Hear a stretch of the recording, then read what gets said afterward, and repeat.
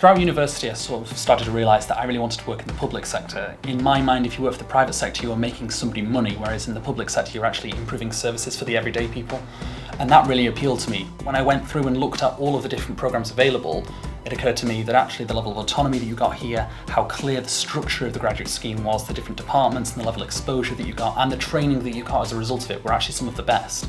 I think like a lot of people, they'll find it quite a challenging and protracted application process. I think for a lot of graduate schemes, you actually find that there's a high level of detail in there.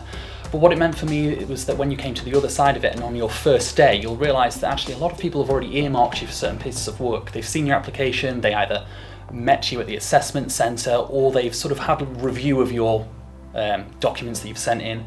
And it was really good, that level of exposure, which meant that from day one, people already sort of knew who you were and what you wanted to do. I've had quite a few friends that have gone through this process with learning difficulties.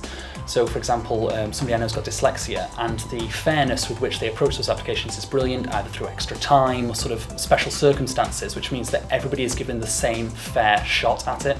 And although it's quite challenging, very worthwhile through the end. So we're looking right now at one of the hardest times in council history, simply because of budgetary restraints and things like that, and it means that we're going to change rapidly over the next few years. Where I see myself is still very much here though. Hopefully I'll be given line management opportunities and sort of can develop my management skill set, but I still see myself very much here, either looking towards redeveloping the transport section and development units, or looking towards the children's department and the education, which is a big passion of mine as well.